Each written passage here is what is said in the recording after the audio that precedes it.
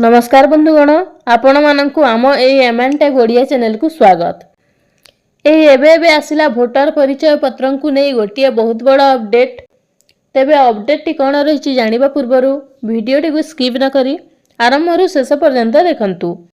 Update T कौन रही जानि परिबे।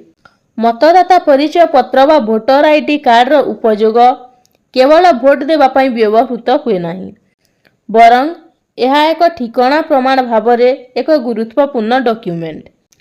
यही भोटर आईडी नथिले भोट देबारे अनेक असुविधार सामना करने को पड़ी थाए।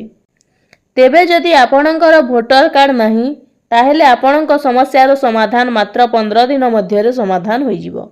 भारतर नागरिक भावरे भोट देबा हेउछि आपणक संवैधानिक अधिकार।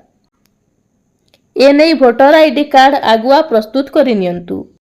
तेबे जदि भोटर आईडी कार्ड आपणक पाखरे नाही तेबे आसंतु जानिबा आपण किपरि घरे बसी भोटर कार्ड पाइबे।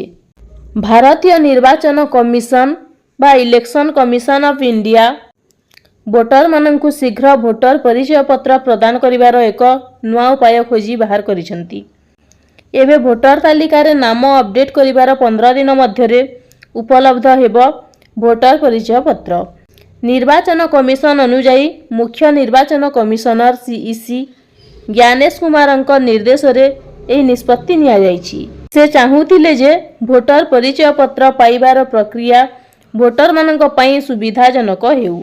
एही नुआ व्यवस्था द्वारा भोटर माने सेमानंकर भोटर कार्ड केबे प्रस्तुत हेउछि ताहा मध्ये जानि परिबे।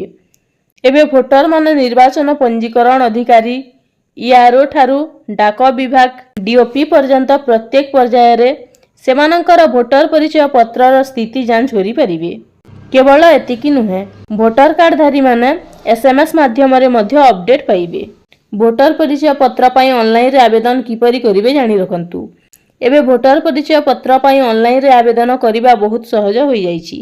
एथि पई आपणकु नेशनल वोटर सर्विस पोर्टल रे एक अकाउंट तयारी करिबाकू पड़िबो एवं फॉर्म 6 पूरण करिबाकू पड़िबो। प्रथमे आपण ए जो दिया जाईछि https सरकारी पोर्टल को जानतु। साइन अप बटन उपरे क्लिक करंतु एवं आपणकर मोबाइल नंबर एवं ईमेल आईडी एंटर करंतु। आपणक नाम एवं पासवर्ड एंटर करी एक अकाउंट क्रिएट करंतु एवं ओटीपी दियंतु। नेक्स्ट कोन करिवे नुआ भोटर कार्ड धारी हेबा पई फॉर्म 6 पूरण करंतु। परे टैप उपरे क्लिक करंतु एवं आपणकर डिटेल्स भरंतु। मन रखंतु एही फॉर्म केवल नुआ भोटरक पई लागू हेउची। भोटर आईडी अपडेट करिबा पई एहा लागू नुहे। आवश्यक डॉक्यूमेंट अपलोड करंतु। आपणकर डिटेल्स जांच करंतु एवं सबमिट करंतु। एहा परे आपणकर नाम भोटर तालिका रे पंजीकृत हेबो एवं आपणकर एप्लीकेशन को ट्रैक करि परिबे। तेबे भोटर आईडी एप्लीकेशन को केमिति ट्रैक करिवे आसंतु जानिबा। आपणकर डिटेल्स एवं पासवर्ड द्वारा उपरोक्त पोर्टल रे लॉगिन करंतु। नेक्स्ट कोन करिवे ना ट्रैक एप्लीकेशन टैब को जानतु। फॉर्म 6 सबमिट करिबा परे आपण पाइथिबा रेफरेंस नंबर एंटर करंतु। नेक्स्ट कोन करिवे ना आपणकर राज्य को बाछंतु एवं एप्लीकेशन रो स्टेटस देखंतु। कार्ड प्रस्तुत हेबा ठारू आरंभ करी डिलीवर पर्यंत समस्त प्रोसेस रो आपणकु मेसेज आसीबो। आपण इंटरनेट रो डिजिटल वोटर आईडी मध्ये डाउनलोड करि परिबे। तो एटा थिला अपडेट जहा मु आपणकु जणे देली। तो एही परी अनेक गुड़िए इनफॉर्मेटिव वीडियो देखिबा पई आम चैनल को सब्सक्राइब करंतु। धन्यवाद।